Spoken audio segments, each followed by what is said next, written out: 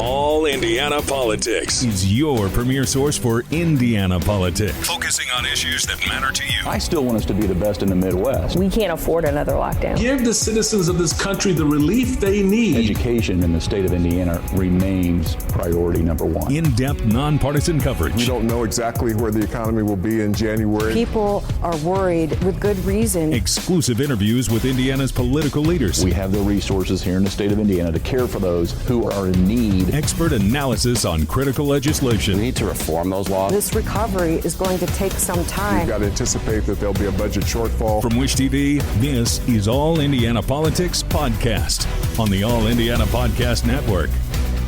Good morning and welcome to another edition of All Indiana Politics on this Sunday. It's been a big week, so let's start with the Affordable Care Act. Thursday, the U.S. Supreme Court upheld the health care reform law. For a third time, the justices rejected a lawsuit by Indiana and 19 other states trying to get the ACA declared unconstitutional. The 7-2 ruling said the states had no standing to sue. Indiana Attorney General Todd says the fight isn't over. In a statement on Twitter, he writes, once again, SCOTUS has declined to weigh in on the merits of this insidious government takeover of our health care, which has drastically driven up costs by squelching competition and choice. He goes on to say we'll continue to push back against this unconstitutional law. Let's welcome in former Congressman Baron Hill. Thank you so much for joining us. The Supreme Court on Thursday upheld the Affordable Care Act for the third time. Your reaction to that, and do you think Republicans need to stop the court fighting? Well, I'm elated that the Supreme Court now has 3 times validated the Affordable Care Act. And I think the reality is Republicans are now going to move on. They have to. This has been validated 3 times now, and it's going to be the law of the land for the rest of our lives. Your vote to approve the ACA essentially cost you and many other Democrats seats in Congress. Has the bill lived up to what you hoped it would be? Yes, it has. There's always been some bumps in the road on any kind of new legislation that you pass. But I've heard from several people, for example, I remember right after we passed the law, a woman came up to me and said that her father was dying and he would not go to the doctor because he didn't have insurance. Now he would be able to get insurance back then.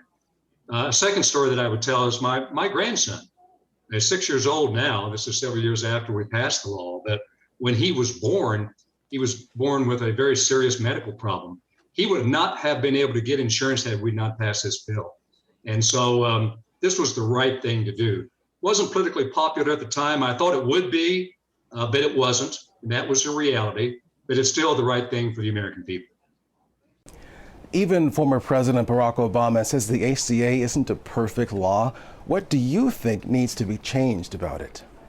Well, there's a couple things. I wish the mandate would have had some the ability to enforce it, but now that hasn't happened.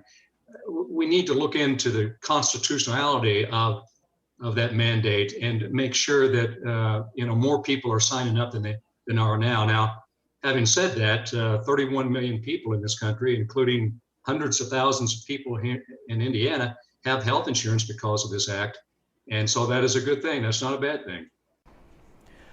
We're expecting a vote next week on the voting rights in the Senate. The infrastructure bill is on hold. Are Democrats trying too hard to reach a compromise with Senate Republicans? I don't know. I remember when I was there, I was able to work with Republicans. It seems like the political climate there is more divided now than it was back in those days. But at some point, you got to fish or cut bait. And this voting rights bill is very important. And also the infrastructure bill is even as important. And the American people need this, and we need to move one way or the other. The House voted this week to repeal the authorization for military use in Iraq. You voted for the authorization in 2002. Do you regret the vote? And is it finally time to lift the AUMF?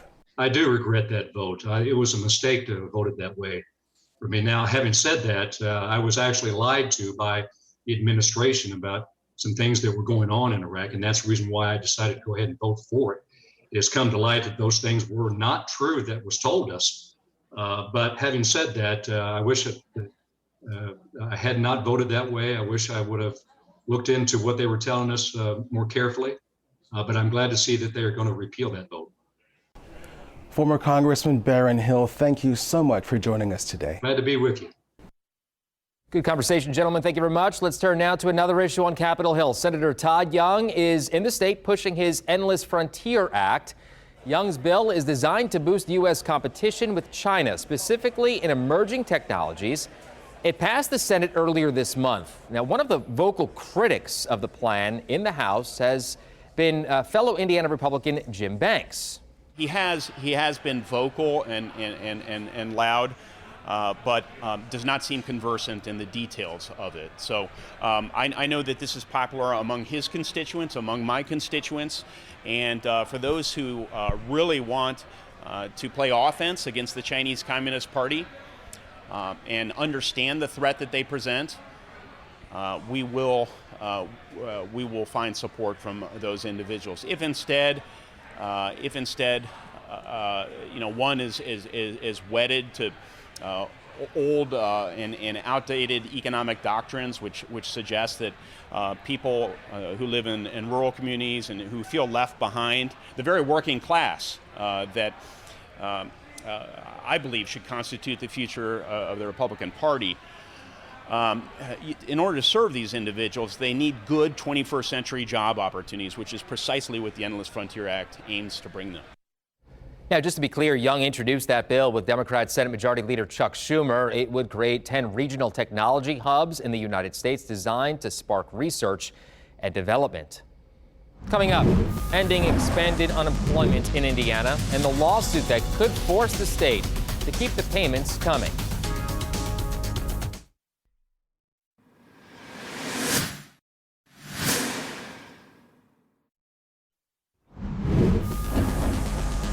Welcome back to All Indiana Politics on this Sunday. We turn now to unemployment. Starting today, Indiana has officially ended the federal pandemic unemployment benefits.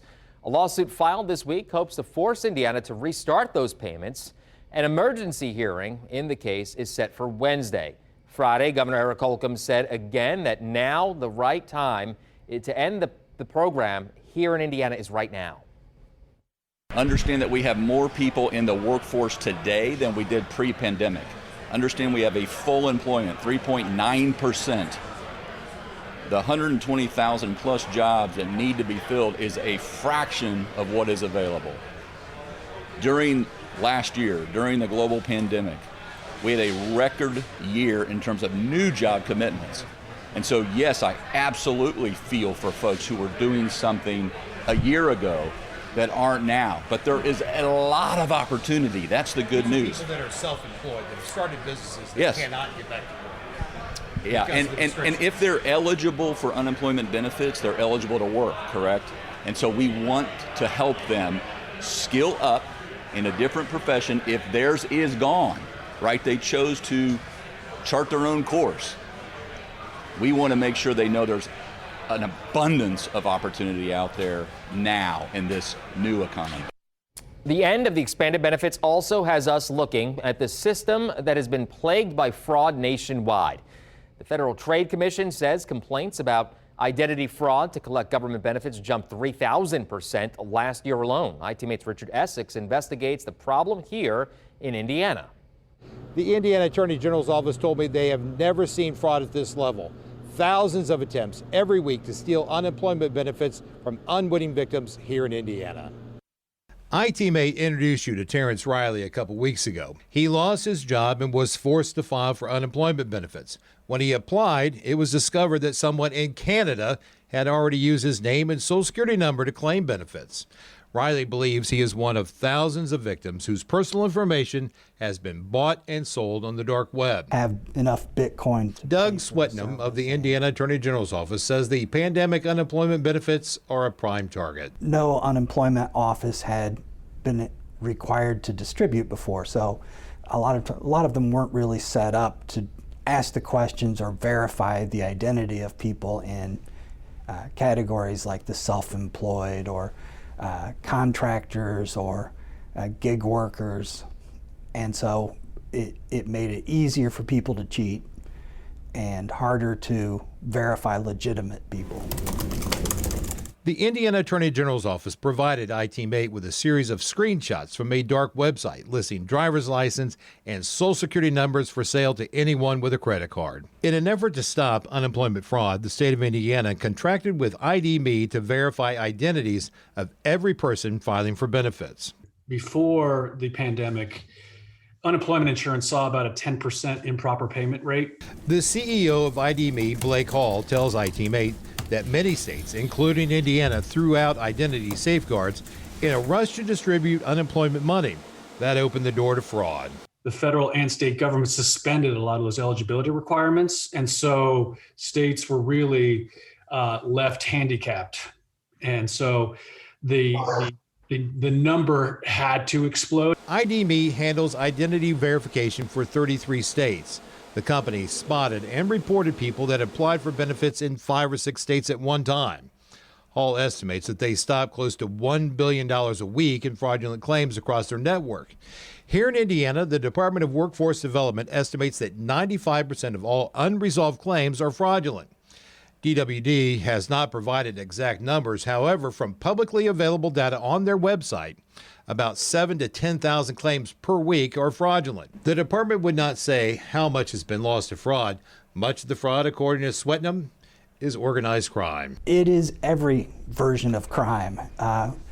Pretty much every thief in the world took the opportunity for this, the CARES Act and the subsequent acts.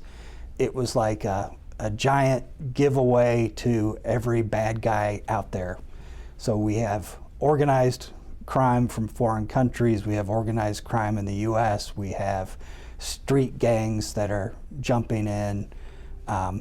We're seeing all kinds of different types. Swetnam says that prosecuting unemployment fraud cases is a challenge. He says there are hundreds of sophisticated bad actors involved, many in other states or even other countries. How many of those we will end up being able to gather the evidence sufficient to prosecute, that I don't know. Because it was a new type of fraud, they were fairly clever in the way they went about it, and putting a case together in order to prove it in court is going to be a little bit difficult. The United States Attorney's Office here in Indianapolis say that they have 4 pending indictments for the theft of unemployment benefits. All of these cases involve the theft of benefits from other states, but the money was transferred to people living here in Indiana. The FBI says that they are also actively investigating cases here in the state. In Indianapolis, Richard Essex, Wish TV, wishtv.com, and follow us on Facebook. Coming up, political battles in the courtroom and what they mean for politics in the Hoosier State. Our political experts weigh in next.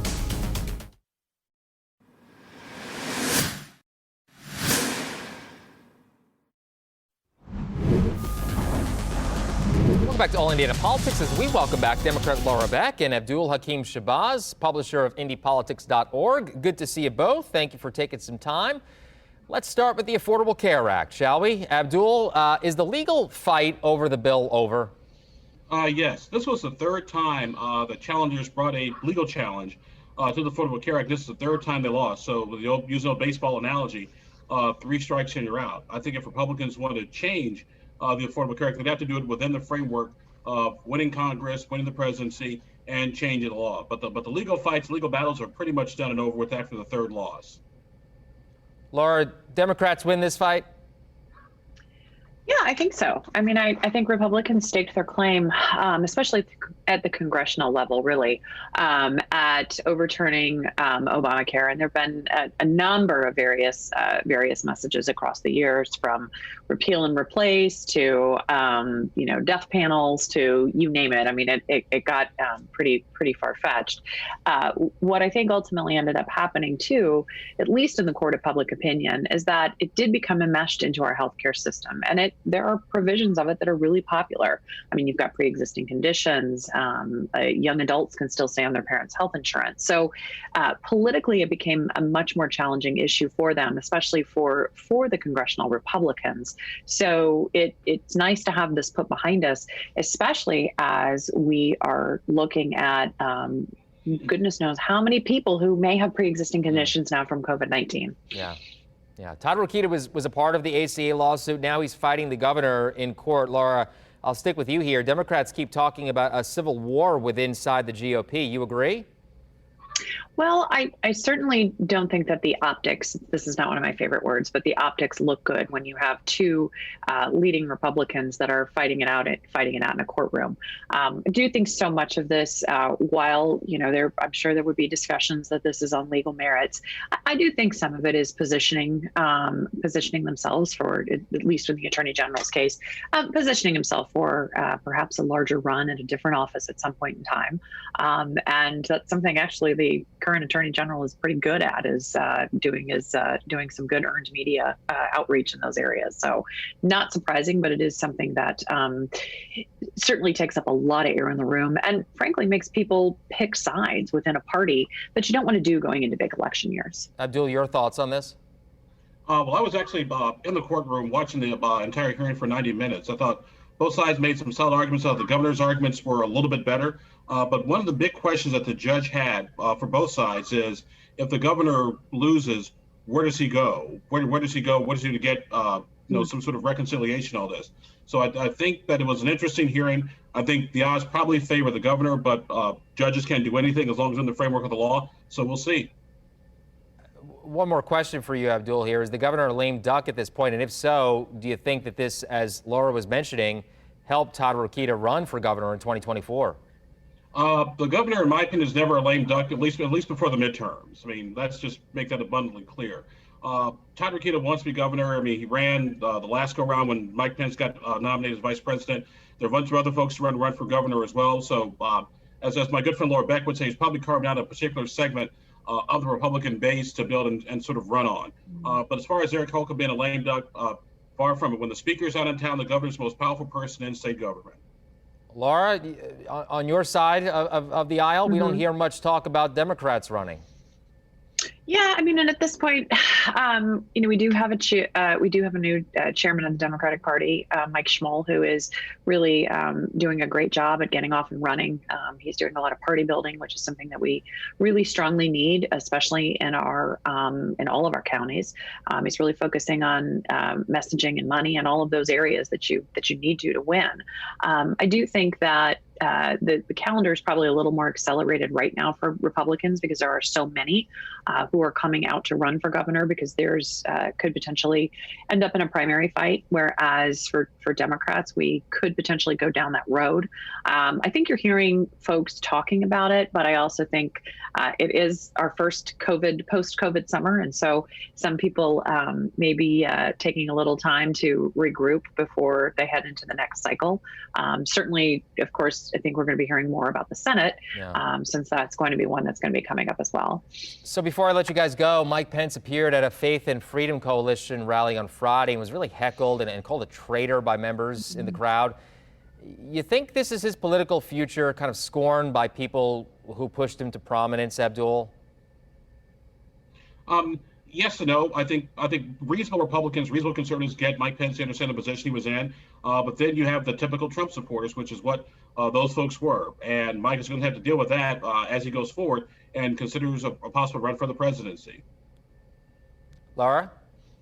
Well, I would think the people at a conference where faith as a headline would have a little bit better manners. It was sort of disappointing to see that, but I think it's an unfortunate reality for him that January 6th is going to trail him wherever he goes, and there are people who legitimately think he is a traitor because he did not hand the election to Donald Trump. And again, when you're fighting for, in a primary situation, when you are fighting for the fringes of your party to get those votes on both sides, that's a group that he's alienated because he is did not follow the farce that Donald Trump won the election and that fantasy. So I think it's something he's going to have to contend with all the way through. Yes or no answer on this one, Abdul. Can Mike Pence run for president in 2024 and be successful?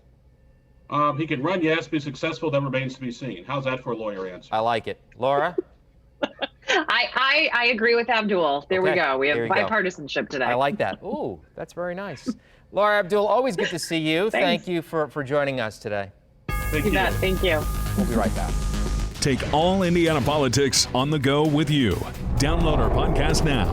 Part of the All Indiana Podcast Network and allindianapodcastnetwork.com.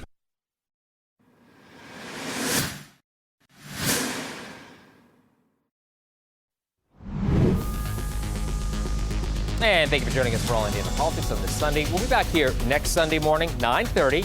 You can also find our brand new All Indiana Politics podcast. It's part of the All Indiana Podcast Network at wishtv.com. Have a great rest of your weekend. From Wish TV, this is All Indiana Politics Podcast on the All Indiana Podcast Network. Watch All Indiana Politics live Sunday mornings at 9:30 on Wish TV and at wishtv.com. Subscribe to this podcast and listen weekly here on the All Indiana Podcast Network. And be sure to discover even more great podcasts at allindianapodcastnetwork.com.